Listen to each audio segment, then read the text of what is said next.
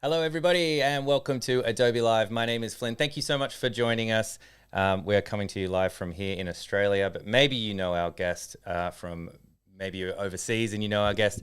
He has a huge presence all over the world as a graphic design and logo legend. Please join me in welcoming James Barnard to Adobe Hello. Live. How you doing, buddy? How's it going? Nice intro. Thanks very much. Logo legend. That's Logo I'm gonna add legend. that to my business card. Thanks very much. Appreciate it. It's Top nice to of be my head. back. Brilliant. I love it. Top of my head. But yes, we are live here. It's 1 p.m. in the afternoon here on Wednesday, 15th of April. So time may vary depending on where you are in the world, whether you're tuning in. This is going to be a fantastic session. We've actually got James back again tomorrow. So I'm very pumped. It's been a long time since we've done a live stream together. And we're talking about my favorite thing, which is branding and logo design. Is it your favorite thing? Yeah. I'm impressed. That's lovely. Well, yeah, logo designer / design educator these days as well. So like half my time is spent on designing logos for clients all over the world. But today we've got a bit of a special one because it's actually for my local running club. If we can flick to my Illustrator document, Flynn. So I've just got some little pictures to show you here. So this is me. Back when I lived in the UK, I used to work for Runner's World magazine back in there, and I was like, that's my first professional graphic design role was like digital designer for this magazine, and I pretty much got that role because I was into running at the time anyway. So I was running the London Marathon.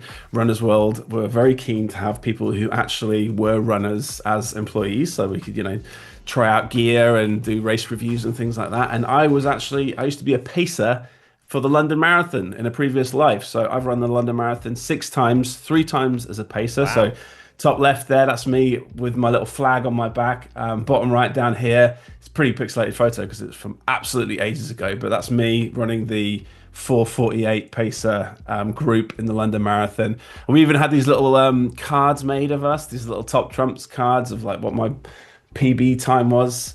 Anyway, so What's these a pacer? days, a pacer is somebody who runs around the track with either like a lollipop or a sign, and their goal is to hit an exact time for the finish. So if you're running the marathon and you want to make sure you don't go too fast, you would follow people like me, and then that way I would bring you to the finish in a nice steady pace. So we're not going too fast, not going too slow. It's a difficult job. You had to sort of monitor the pace as you were running. You've got special GPS watches these days that make it, a lot easier. But you'd have to basically hit each sort of mile marker at a certain time. So like every 10 minutes, we want to be crossing that mile marker. And so I wouldn't run too quickly and people would kind of, stay with me. And it was loads of fun. I used to have like big groups of people follow me. It was brilliant. But recently, running has been sort of falling by the wayside. I do park run here. Do you do park run in Sydney? They're all over the world. It's like a 5K timed race. I've never done it, but yeah, I'm aware of it. Yeah. You've heard of it. It's massive. I love park run. It's brilliant. It's like a volunteer run 5K event. You run around the track. You get a timed sort of chip time at the end of it. You scan your little barcode and they email you your time. It's brilliant. It's all volunteer run. It's completely free. I was running the London Marathon, a park run maybe 6 months ago. And I got passed by the 25-kilometer pacer as I was running. I was like, I am really slow right now. Oh, right. That means you're slipping. Okay. Yeah, massively. I used to be when I was working at Runner's World magazine, I used to be able to run a 5K in 17:58 was my personal best, which is ludicrous. There's no way I could get anywhere close to that now. So yeah, I got sort of overtaken by this pacer. And I was like, right, I need to do something about this. So I joined my local running club. I met a runner at the park run event. He's a very nice guy. He introduced me to a guy called Mike. And they have a sort of weekly event that we go to. This is their running shirts.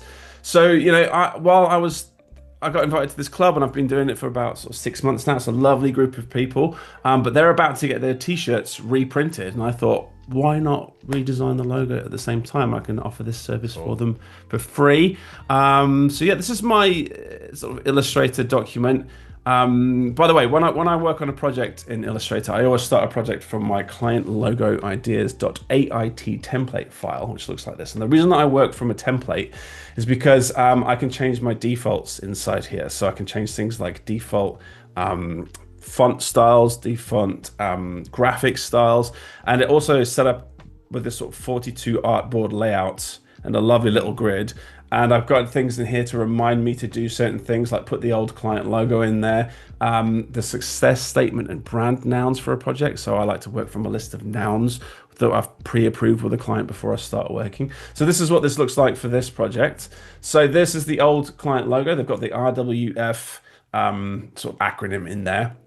And they've got this sort of multiple sort of footprints within the design. It's a bit of a complicated lockup. It's quite detailed, and you know, when you're sort of looking at smaller scale stuff, it's a little bit there's a little bit too much detail in there, so it doesn't scale too well. When it gets quite small, it becomes quite difficult to read. But I was going to try and sort of tackle that problem. Anyway, we've got a success. Get pretty thin at a small size. A little bit, yeah. So hopefully we'll see if we can try and up the weight of that a little bit. So we've got some brand nouns to work with here, which I approved with Mike, the founder. So sea, sky, tree, footprint, park bench, water station, trail markers. Lots of things to play with as we design this. And yeah, this is just a nice little. Usually, what I put in here is like a paragraph wrap up of the project that I agree with the client on the discovery call, and I put this inside my document so that while I'm working, I don't drift off in directions that I shouldn't. I can always sort of refer back to this at the top of the document and make sure that I'm not doing anything I shouldn't, which is quite handy. We've also got a space in here for competitor logos. I've not put that in here because I don't want to call out any local running clubs and give them shade with their terrible logos on this stream. Reference here is like anything that I'm using to work within the project. I've actually duplicated this over a few times because I've got a few things that I want to try and do in this project. So this is the design that we're working with. The guys are very sort of they're in love with this style of shirt. They like the color scheme, so I don't want to change the color scheme too much. And the design should kind of fit in these sections here. And if I pull up my navigator tab over here, I can use this to move around my artboard. And over here on the top right, I've actually recreated, like here's one I made earlier. This is an actual vector version of that.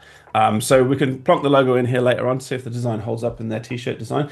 And who knows, if we get a design that we like, maybe we can propose a new style of t-shirt for the guys to check out, and then fingers crossed they like it as well. I like that navigator thing. I've not popped isn't up it? Navigator So when before. you're working with massive projects and you've got huge amounts of artboards, you can just use this to navigate between your tabs. So I can go over to here to show you some of my reference stuff. So this is some of the some pictures of our local park where we run. This is Paradise Point on the Gold Coast. So Park Run starts at the base of this tree here, and also we're right by the seaside. We've got a lovely little river going along. So those brand nouns that we used before, sea, sky, will hopefully be a lovely thing for me to incorporate into this design. And then also, as you see on the actual pavings, it's the sort of path trail itself. You see there's little line markers that sort of separate the left and right. Element already. Yeah, here we go. Yeah. Here we go. So I don't know if you have these down in Sydney, but in most of the parks around here, Paradise Point where we are, they have these little swirly little wavy line markings, and I think they're meant to sort of represent the the sort of seaside element of where we are. But keep left as you're walking, and it creates this sort of imaginary line for people to stick to as they're walking. So I hope what I'd like to try and do is completely break all the rules of my usual logo design projects, and that's to combine all sorts of ideas into one design. So usually I'll try and take like one or two of these nouns into a design, but today I'm going to do sea, tree, footprint, and trail markings. Now, I've done a Blue Peter on this. Like, here's one I made earlier. I honestly, I'm nervous about this, Flynn, because I'm being, I'm on a live stream doing this, and this is recorded. But also, I think some of the guys might be watching, and also, I haven't designed for a client that I've seen in person for so long, like years, like pre-COVID. So everything's done remotely these days. Everything's over Zoom. I spent a lot of time on this, trying to come up with something that I could recreate on the stream for you today, and something that I'd be proud of to wear myself as part of this club. And obviously, these guys have been around for a little while. I'm messing with some heritage stuff here, so I want to do a good job. I tried really, really hard on this, and I've spent a couple of weeks actually trying to work up this design. So hopefully I'll be able to recreate it well on the stream today. But yeah, what I want to try and do is incorporate the a tree and the sea into a sort of footprint design, and try and make those elements look like the tread of a soul. And this is easier said than done. It sounds like a really simple thing to do, but in practice, ludicrously difficult. Okay, because tread with certain types of shoes is vastly different depending on the type of shoe. I did all sorts of research on this. Like the one on the right here, that looks like a boot, right? Yep. So if I'm, and then one on the left looks like a trainer, but I need to keep this simple enough so that the shape still resembles a footprint after we've put all of these sort of elements into the design. It's easy enough to sketch, and I'm terrible at sketching. I mean, look at these. These are absolutely awful. But you get the idea, right? What I was going to try and do is incorporate two circles and that wavy line to try and create a footprint. Because in the actual park itself, this tree, there's sort of two trees and the path runs between them. So I thought it might be nice to create these two circles where the sort of trees come out of, these sort of like borders around where the trees are sort of planted in the park, and then the trail running between them. So this is one of my ideas, was to put that swirly element between two circles like that to try and create a footprint, and then maybe put like mask off a tree inside the top circle, or mask off the sea in the bottom circle and try and do it. But in practice, ludicrously difficult. Couldn't make it look like a footprint. So we're going to try something a bit simpler, and that is basically just to create a simple tree pattern with a simple wavy line underneath it, where the trunk is the swirly element that we talked about before, and then I'm going to mask everything off in a sort of shoe print design. And I've brought this little vector with me today because it's so difficult to create a nice smooth looking mask without sitting for ages and tracing lots of shoe designs. I've played with this for absolutely ages. Basically, I made this by tracing a few different photographs of the bottoms of shoes, squashing it down a little bit. I have the keyboard shortcut for simplify is Shift S, and then basically just dragging this slider to try and simplify this path as much as possible to make it look as clean and with as few anchor points as possible. So if I select this and then press A, there's only a few anchor points. It's nice, simple, smooth design. It's really kind of elegant. So I'm going to try and put these wavy lines and the tree into the design. I'm going to do that first of all by drawing out a sort of simple line so that we can create that wave effect. So if I get my my sort of color scheme going on here. By the way, this is I'm going to nick these colors from the current shirt design. So we'll work in blue today. May as well, makes things a bit easier when we sort of go to put this into the shirt later on. So I'm going to get my line tool. I'm going to draw a line across the screen, and we'll make that stroke of that the blue that we just did from our recent colors. And also I have we've talked about this tool before, Flynn, the Creator Micro by Work Louder. This is on my desk right now. You can't see it, but I have all sorts of actions and programmable features plugged into this little bad boy here. So if I press this button on my macro pad, if I go back over to my design here and I press that button, it's going to center that directly to the artboard. So now I'm working like right from the middle of that artboard. We've got loads of other ones as well. Like I've got all of my Pathfinder tools selected and added to these buttons using actions. I've got flip and copy. We've got fit artboard to selected art, all sorts. We've done this before on another stream. So if we could maybe put the link somewhere where we can access that. I'll find that, guys, and I'll pop that in the live chat as well. And if you're watching on demand, you should be able to see it as well. Illustrator workflow tips and tricks, that kind of thing. So if I grab my little line here, we're going to try and draw that, make that sort of wavy line C element at the bottom of our shoe here. So if I grab this bad boy here and I just duplicate this up, holding down Option and Shift as I do. I've also got another new button which I didn't do before, which is this one down the bottom here, which is Blend. So if I select these two objects here and I just tap that button, it's going to open up my blend options for that. I've done this with an action, and I can just change like the number of steps to create sort of evenly spaced lines in between here. So one thing that I also noticed while I was working is that using this blend effect and using sort of stroked outlines creates a bit of an awkward effect when you're working with the zigzag parameter in our effects here. So we're going to distort and transform into the effect menu. We press zigzag and try and create some wavy lines here. So I'm going to bump the size of this up, and if we change this to smooth, it's going to change these to wavy lines, and then we can actually nudge up the number of ridges within this design. So if I take this and I select my shape here by double clicking into it. You wouldn't believe this, but I actually did this exact same thing about 2 weeks ago to do like a mock-up for a beer bottle, and I just couldn't get the negative space right. Right, this is exactly what I'm going to talk about right now. So if I bump up the stroke, 2 weeks too late. Ah, you kidding? You kidding? If you've already covered this, then yeah, I'll move on Oh pretty no, I quickly. But couldn't figure it basically, out.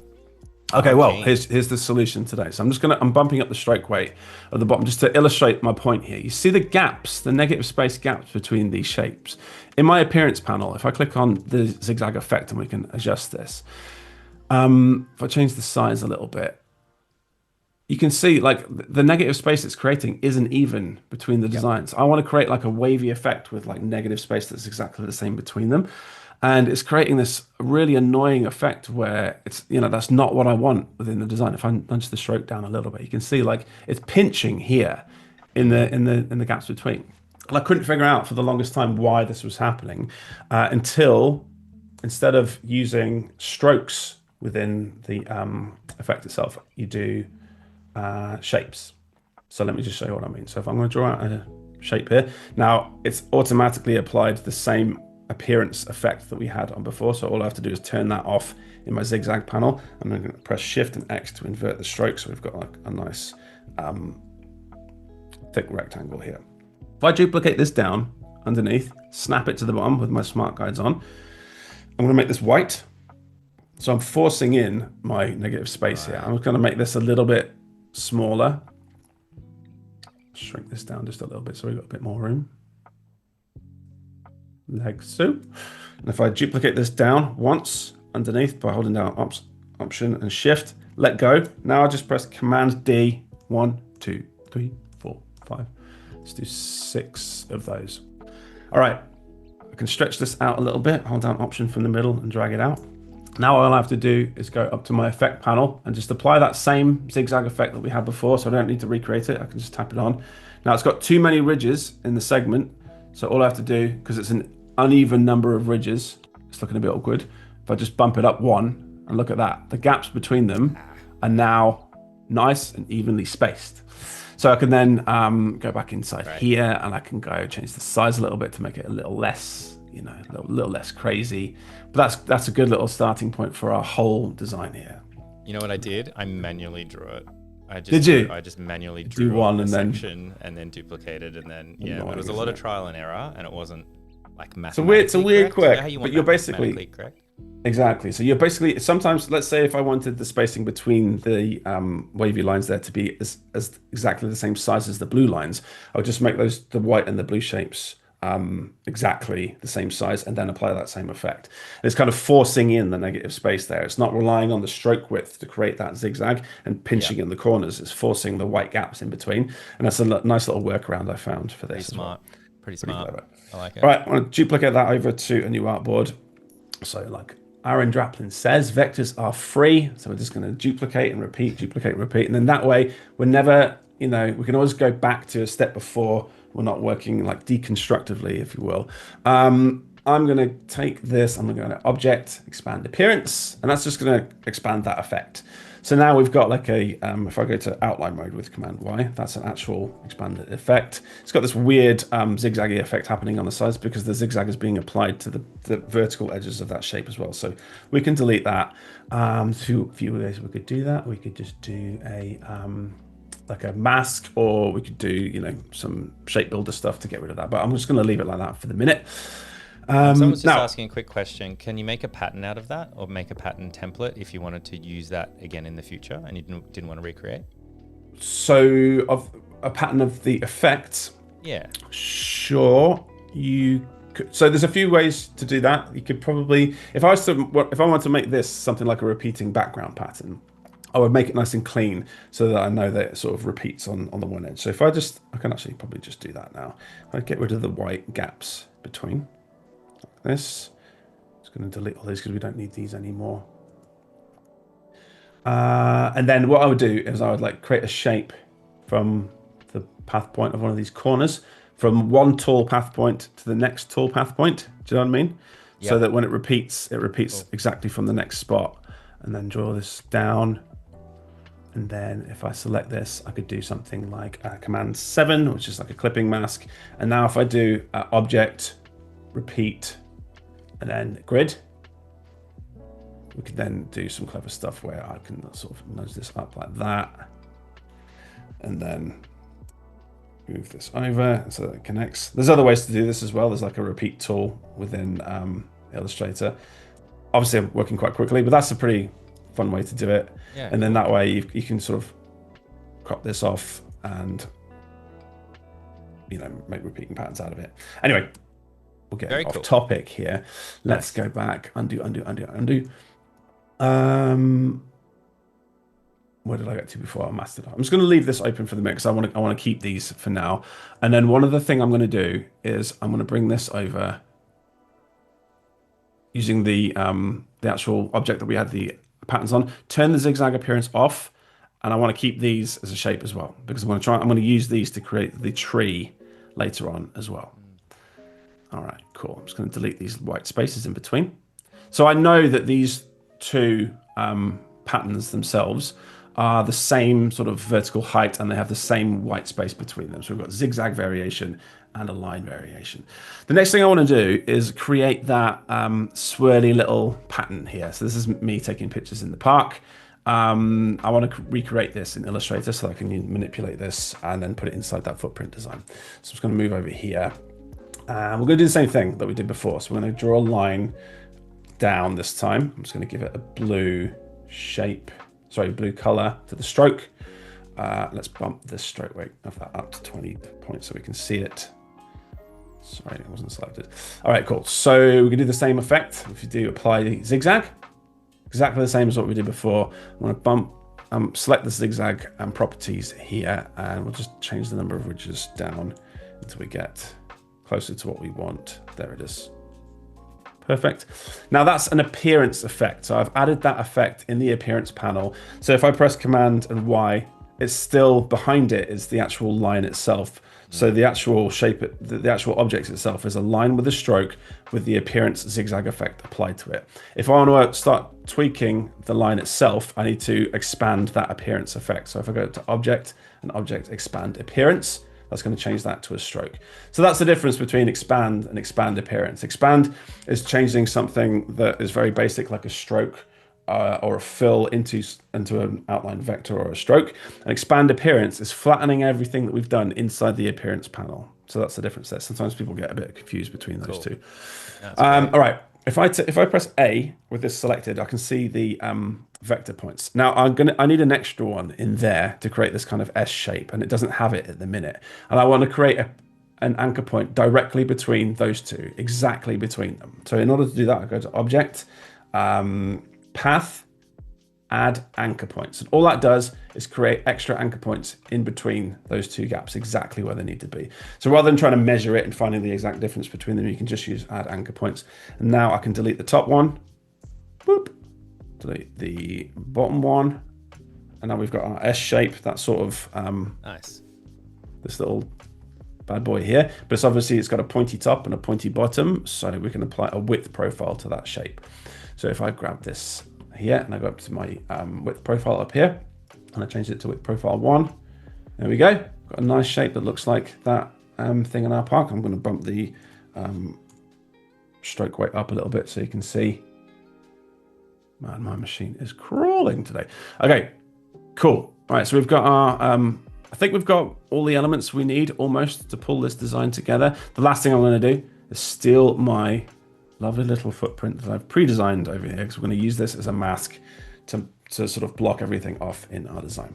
Now, obviously I can use this vector to do something like a clipping mask and put everything inside the design and clip all the different objects to fall inside that shoe in order to sort of move things around a little bit. The trouble is it's a little bit finicky. You have to double click inside the shape to go inside the clipping mask itself. It becomes a real pain when you're trying to select objects and just tweak and iterate.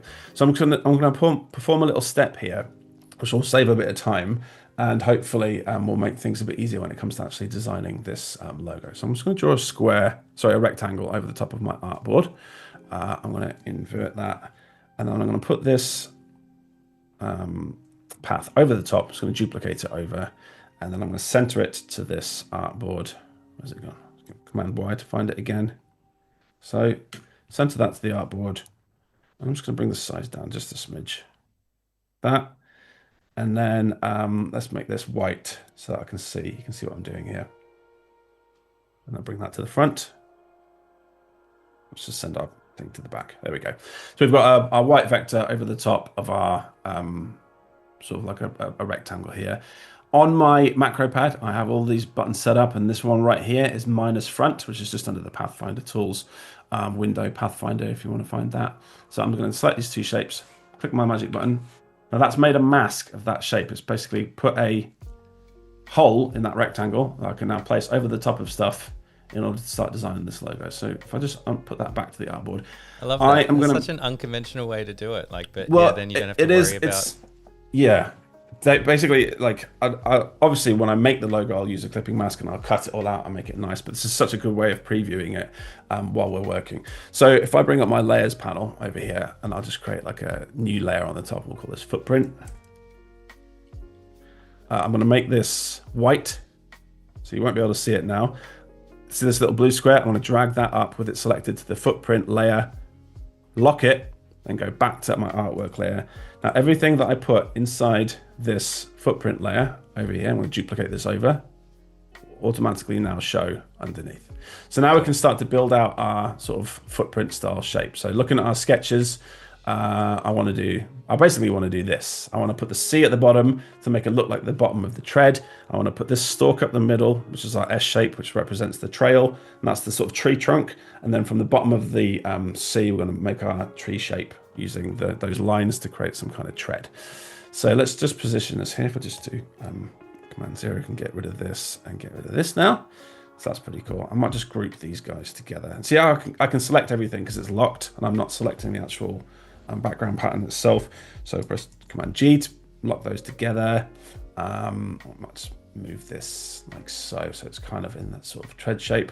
Go back to our other artboard here and grab our stalk, and we'll paste that in.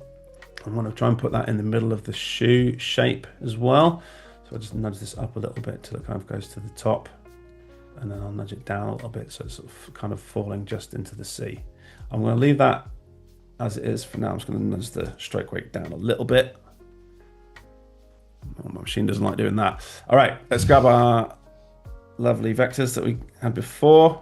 These should all be blue. So when I've selected this, just to make sure that I didn't select anything, the extra white bit there. Now the blue color is, you can see the blue color selected in the top left, knowing that means that we've got all of those blue shapes only selected. And if I paste them in, it's going behind our footprint layer. And now I can start to sort of angle these a little bit to try and look like the tree shape itself. So I'm going to try and move this up a little bit. I'm going to try and make this look as sort of close as possible to try and resemble a tread, but also keep the lines equidistant and the same weight, and keep it simple enough that it's kind of unique. I also have another button on my macro pad, which is this one here, which is flip and copy. Use this all the time. So with these selected, I just press this one button, copies those shapes over, and now I can drag those over to the other side. And I'm just going to angle these slightly differently because the stalk on the left is going to be kind of closer to the angle of the tread. It's going to make the appearance of these tree like sort of leaves or branches look a bit weird if I don't angle them slightly differently. But I'm just going to put these roughly in place for now. And then what I can do with these selected is sort of slide them up and line them up with the stalk in the middle from there, cool, right hand side of each shape.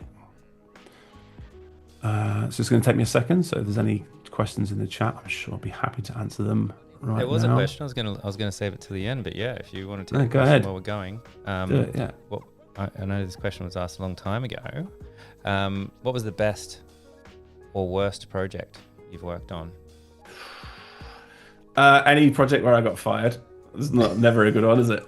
So I've in the past. Story? I have a decent firing story, yeah. So I mean, it's actually kind of a cathartic one because I when it happened, I kind of changed my process and redid everything. Basically, I worked on a logo design project before I got good at this, and I was really sort of proud of the work that I presented to the client, but they just weren't sort of gelling with it at all. The company name had the word electric in it, so I designed a logo using sort of like a lightning bolt, and it was a great design, but the client just didn't like the concept of the lightning bolt itself, and eventually what ended up happening was the client got so annoyed with all of these concepts that I was presenting that they ended up firing me. And so it was like a really kind of dark moment in my career. And I had to sort of like rewrite my entire process because, it's totally my fault. I hadn't sort of nailed down the concept before I was working with the client. And so I was presenting concepts to the client that, they were just never going to like. The design was good, but the actual concept itself sort of didn't hold up. And had I just checked with them first, it would have saved me weeks of work. And that's why I now do this wonderful brand noun process, which is like something I got from Alan Peters, where we go through and come up with like concepts like this for the client. And you come up with things that you can represent in the project as objects rather than, wishy-washy concepts. Like I could have done words like inclusion for this project, you know what I mean? Because like running with friends, it's all about like including everybody and lots of culturally diverse people in our group, and I could have used words like that, but inclusion can be represented by so many things that I would have to have like tried and tested stuff. And the point is, like, if I'd have done that and then worked up a logo using a concept that I hadn't checked with the client, I could have wasted time on it. So I ended up redesigning my whole process off the back of that first design and using it as like a sort of learning tool to kind of rewrite everything, and it's totally worked. That's so yeah, I like that. getting fired wasn't necessarily a bad thing. Processes, right? Like it's like you see someone say, I always have this thing in my contract. It's not for fun. It's because I've been burnt by not having this thing in my contract. That's right. This is really cool. Okay. It's actually giving me New Zealand silver fern kind of vibes with good shout. branches. It is, isn't it? That, so I want to create I want this central stalk to be more like a tree. So the bottom of the trunk is wider than the top. So what I'm going to do is if I have it selected and I press Shift and W and I grab the bottom of the bottom anchor point there, I can actually drag this out. This is the width tool. So now the bottom of the design is a little bit thicker than the top. It's not by a lot, but just enough to kind of, make it feel a bit more like a tree trunk. So if I put this down here, I want to try and sort of rotate and center this so it's kind of like feeling like the middle of the design. I want the bottom of the trunk to sit kind of in the middle of that tread and then work its way kind of organically to the top of the design. I think that's pretty cool. We might just widen it just a smidge and maybe rotate it a bit. There we go. Good enough for the stream. Okay, let's do a couple of little tweaks here to this. If I just bring the stroke weight down a little bit just to try and create the impression that the overall shape of that trunk is kind of the same weight as the actual stems themselves of the tread. I'm going to ungroup this and I'm going to just select the bottom ones which you don't need anymore. And if I just press Command Y for outline mode, I am going to delete the path points in between here to create like a hard bottom to this shoe shape, so that it creates the sense that that bottom of the tread is a little bit thicker, kind of like the heel of the shoe. That's cool. I'm just going to drop this is kind down. of like a bit of a designer's eye, artistic license. Yeah, bit of optical balance is going to come into play here. Just make it just a little bit white, a little bit sort of. It's like framing the bottom of the shoe. You know, it's creating a really sort of solid outline to it. I don't want there to be like little ridges that poke in the bottom there. I want there actually to be a decent shape at the top. I could probably even get away with like deleting one or two of these and maybe moving them down a little bit. I want there to be a kind of like offset pattern to where the tree shape happens, and it'd be kind of cool if the tree's kind of trunk stuck out at the top a little bit. So let's just play with this for a minute and try and get this to look good. So if I'm in my stroke panel over here, I want to make the cap butt cap, so the bottom of the thing is now not sticking out over the top. Actually, do you know what? I'm not going to do that. I want it to stick out just a little bit, and we can mask it off in a minute. One other thing I want to do is just to create a bit of a separation between the C and the trunk. So you see how it's overlapping these two. If I just bring up my appearance panel, I've lost it now. Window, appearance, and then in my stroke up here, I'm going to duplicate that stroke in my little hamburger menu, and the one underneath, I'm going to make that white. And then I'm going to bump the stroke weight up. Let's go to 65, maybe a bit more, just to create the same negative space that we've got between the stems. And then what I can do is I can as long as these are ungrouped, so I can bring these ones to the front. And even though I'm bringing them to the front, it's still keeping them behind the shoe mask.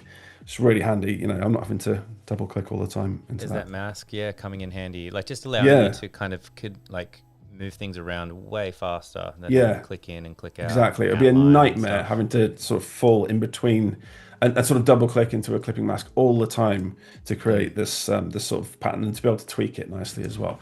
So let's just do a little bit of tidy up here. I'm going to bring these in inside my stroke and put them back where they were. I'm thinking we're pretty much happy with this. There's a fair bit of detail in this design, but because this logo is predominantly going to be used on a t-shirt, I think I can get away with this. There's a trade-off here between that's interesting.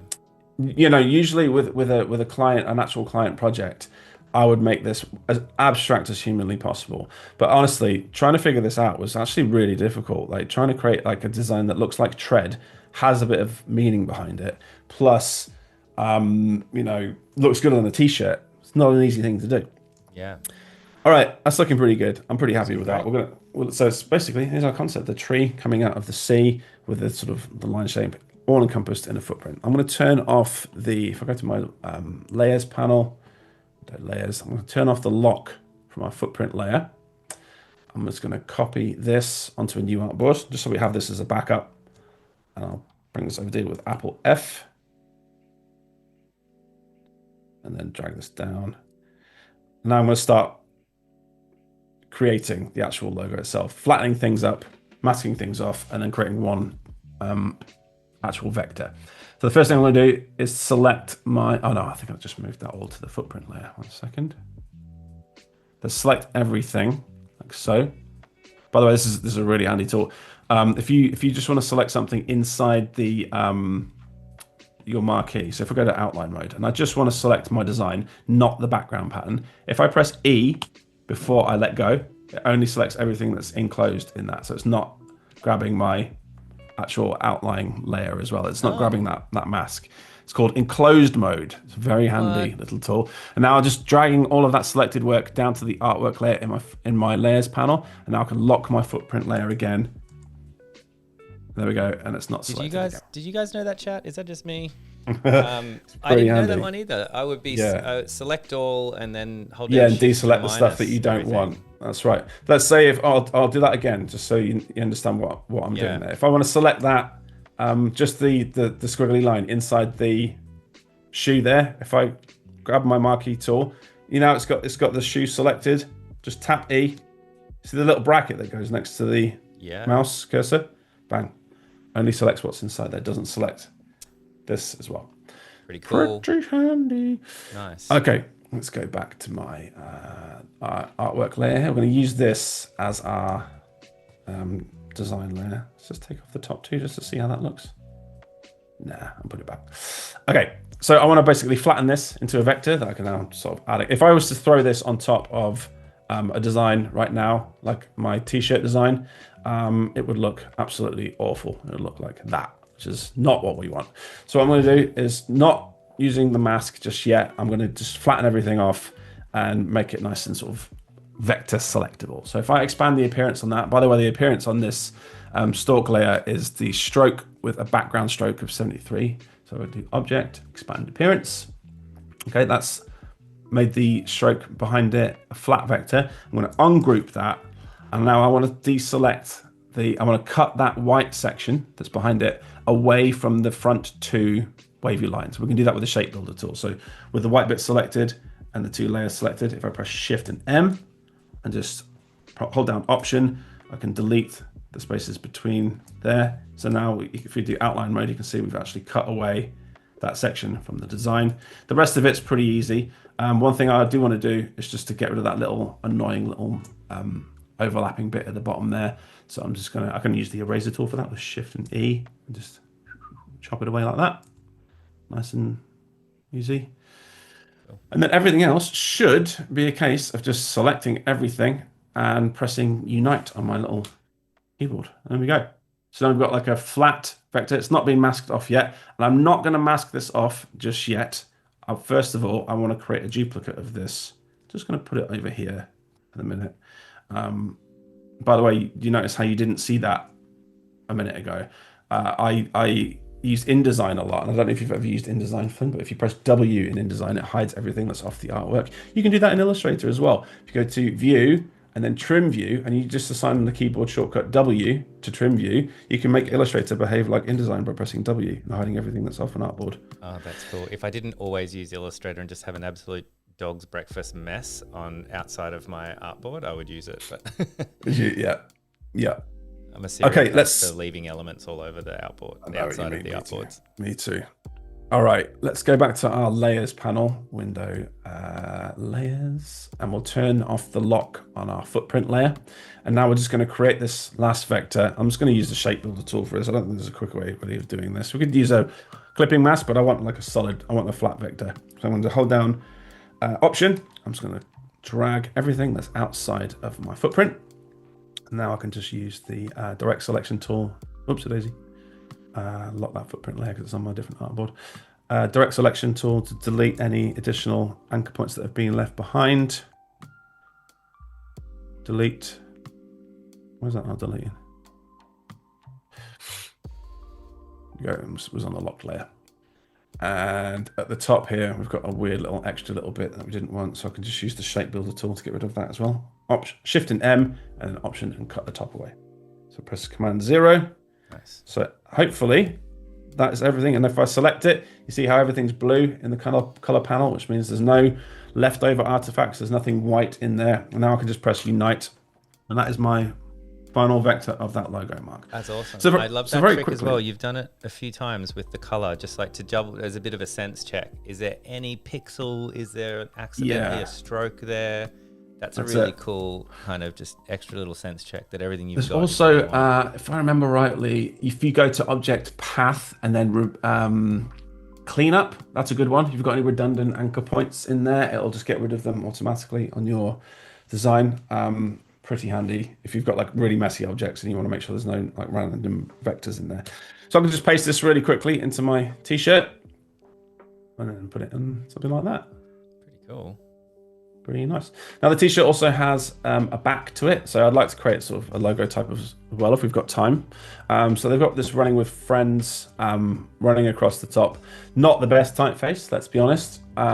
Same with the monogram itself, RWF. I'm sure we can do something a little bit better there. So I have this wicked little in my Illustrator template file. I have all these sort of tester typefaces, and these are like the stalwarts of graphic design. You've got your Arials, you've got your Helvetikas, you've got your Futuras in here. I've got them all. It's like, I don't know how many are ahead. It's like 30, 40, something like that. If I go up to Edit and then Find and Replace, I type in your type here, and I was put in the client name, running with friends, find, and then replace all. It replaces all of those bits of type with my company name. And I can really quickly just scan across and see which ones I like best. Now, I'll be honest, I put this one in here in the bottom, Fort Black Italic, because I've been playing around with this for weeks and found something that looks like a running club.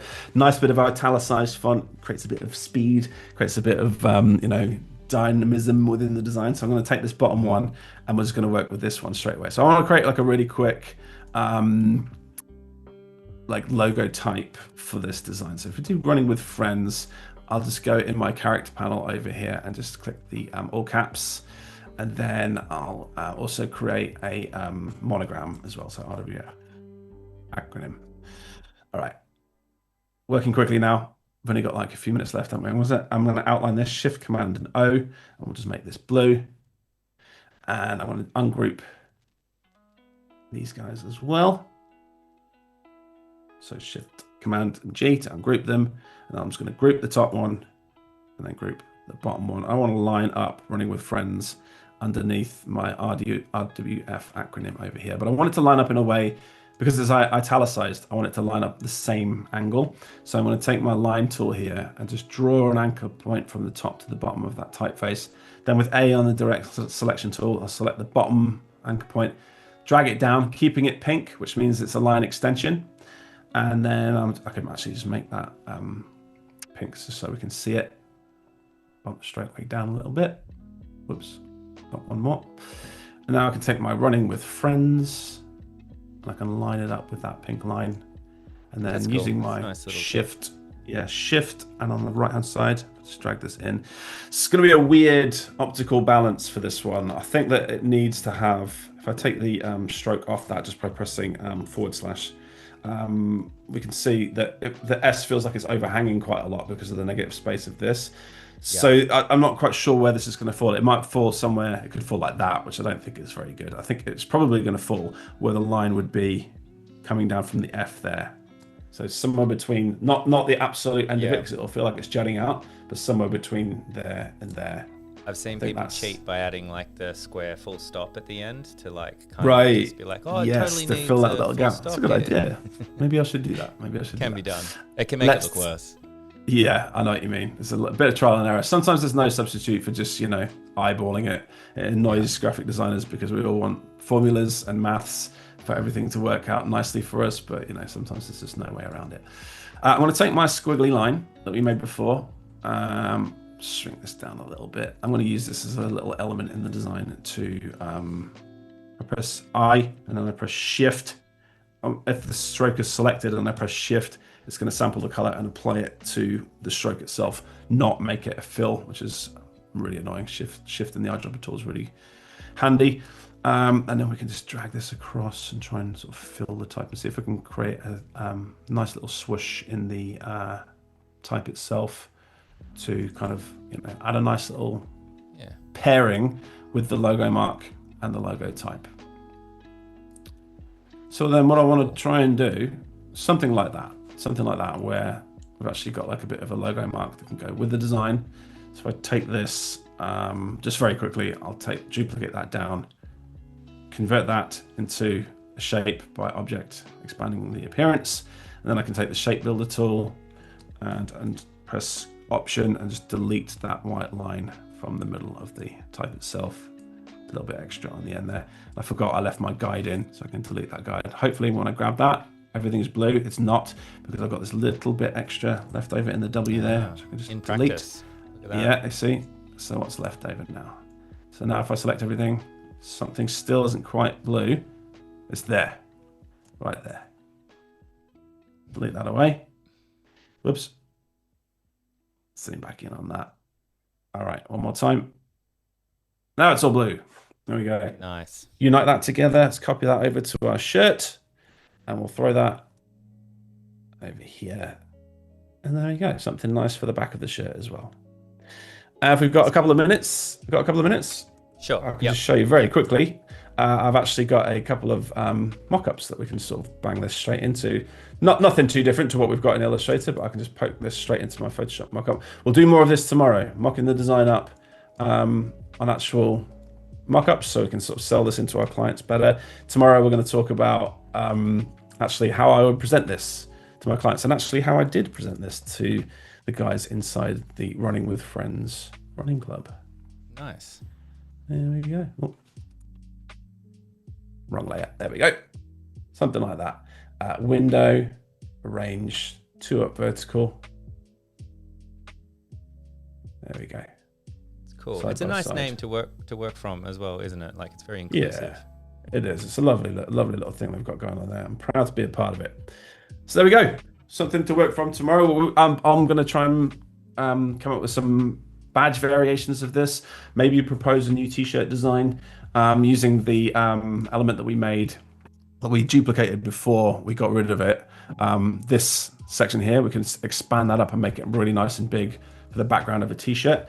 But yeah, that's something that we could do more tomorrow, and just expand on this a little bit further, and maybe create some proposed designs for the t-shirt, because they're very attached to it. I took a photo of the guys wearing it just so I could see where the join was in the t-shirt. So you see how it's like a V on the front, but on the back it's actually straight, and I didn't know how it connected under the shirt, so I made the guys stick their arms up and take a picture for me. So it looks like this. So yeah, so we can create a design that falls within this design, or we can propose something new, which I'm going to do tomorrow. Sound cool. good? Amazing. Wow, that's super, super cool. I kind of lost track of the handful of tips that were pretty quick. I think that I didn't know, which is always my favorite thing, those little nuggets. But I think my biggest takeaway just from watching you was probably the clipping mask avoidance you know, Yeah. by creating your own window over the top, just and locking it, even though you can't see it, and just being able to play within that environment and create, but actually seeing exactly what it's going to look like, and then kind of processing it once you got So right much at faster. the end is a really nice way to work with Illustrator, I think. Yeah, obviously that's not the final output, but you use it as like a way to iterate as you're working through the design, and it just makes things so much quicker, not having to dive into those clipping masks to edit things all the time. It's really fast. Really, really cool. And thank you everyone for joining. I know there's lots of people saying where they were coming from. There's New Zealand, Huntington Beach, LA, quite a few here in Australia and over in America as well, and a couple from the UK. So it's really great to see. Yeah, thank you so much. We will be back at the same time. It's 1 p.m. in Sydney time. Whatever time that is today for you is when we're going to be there. My brain does not do that very well. We're going to be back with James, moving on from here as well, and to concepting and like creating the mock-ups and everything like that, which is going to be heaps of fun. I'm very much looking forward to it. Me too. See you tomorrow. Thanks for joining us. Appreciate it. See you tomorrow. Bye everyone. Thank you, James. See you then. See ya.